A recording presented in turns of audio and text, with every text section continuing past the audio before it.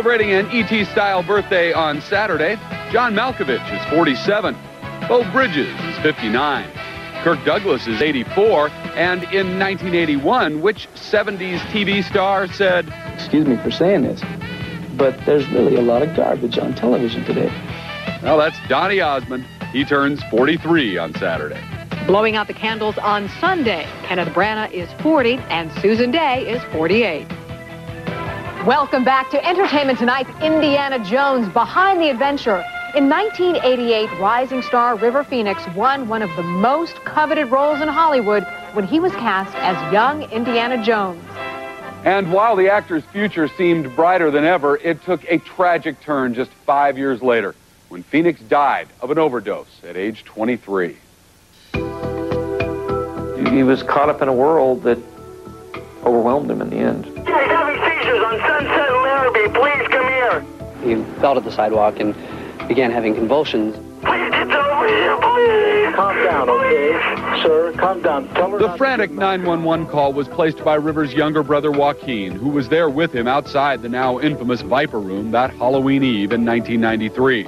His sister, Rain, and girlfriend, actress Samantha Mathis, were also at his side.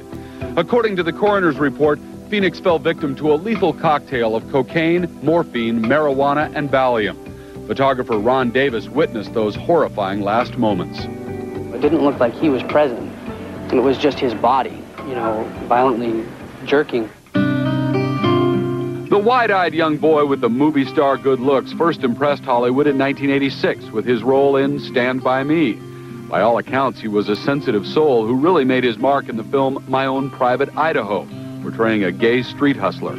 I don't think about any career strategy or about what the audience thinks or what the critics think. It doesn't matter. It's in the heart, You have to decide for a real true place, not be jaded by the outside world. River was the eldest of 5 children, born to counterculture parents who celebrated the virtues of veganism and holistic living. E.T. visited the Phoenixes at their home in 1987, but the family led a primarily nomadic existence for the first half of River's short life. His parents worked as migrant fruit pickers and were members of the evangelical cult Children of God. They indulged a hippie lifestyle. They did drugs like everyone else at that time. And River was was actually born in a commune in Madras, Oregon. Though he had experimented with drugs before, it was reportedly on the set of My Own Private Idaho that River's on-again, off-again addiction began. No one thought it was a serious problem, and despite his lack of a formal education, River seemed to everyone a young man possessing wisdom far beyond his years. There'd be great big gaps in, history. He wouldn't know who President Truman was, for instance. He wouldn't know sort of basic people in history, yet he could speak probably 3 languages. And action.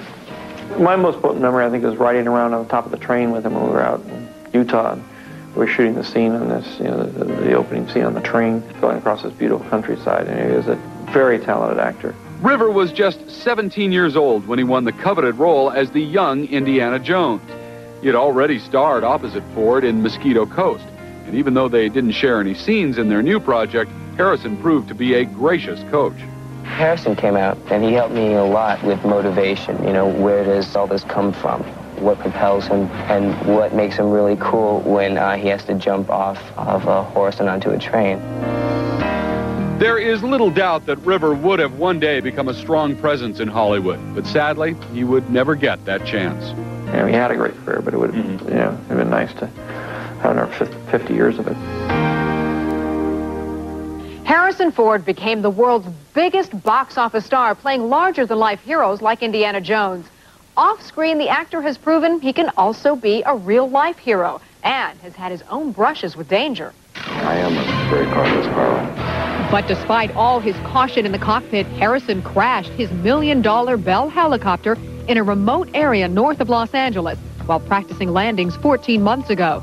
The actor and a flight instructor on board were unhurt, and Ford told Bob in an interview conducted a month before the mishap that when in the air, he's always conscious of what could go wrong. You just forewarn yourself against potential, which is always there for accident. The subject had come up in light of another crash that proved fatal. I was shocked at the loss of of John and Caroline, her sister. Were they friends of yours? I had talked to John on numerous occasions about flying because it was an interest we had in common. And it's a great tragedy for the family. This past July, Harrison's skills as a pilot were put to the test.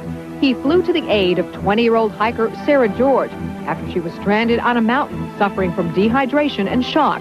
Ford has a home in Jackson Hole, Wyoming, and had volunteered his services and his helicopter for search and rescue.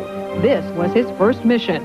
And so I got in the helicopter and they hooked me up, and Harrison turned around and he said, "How you doing?" And I said, "I think I'm okay."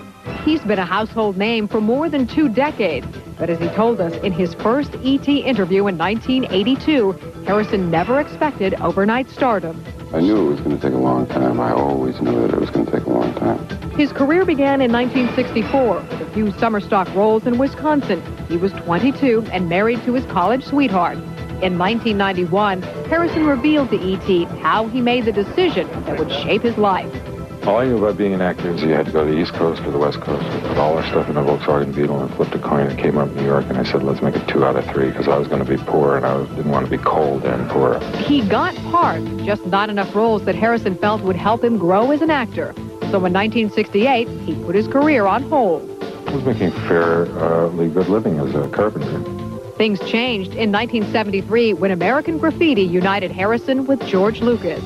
It was the first of many major successes. But Ford's never been comfortable in Hollywood, and through much of his career, he and his family have called their 800-acre ranch in Wyoming home. Bob visited him there in 1993, and it was clear Harrison relished the privacy. Every once in a while, somebody drives down the driveway and says, well, hell, here you are. I just wanted to come and see you. Now, that gets a little old, but it doesn't happen very often. Lately, it's been harder to keep his private life private. Last month's announcement that Harrison and his second wife, E.T. screenwriter Melissa Matheson, had separated after 17 years of marriage set off a media firestorm. A spokesperson for the actor told us the couple continues to live apart, but spent Thanksgiving together with their 2 children and plan to make Christmas a family affair as well.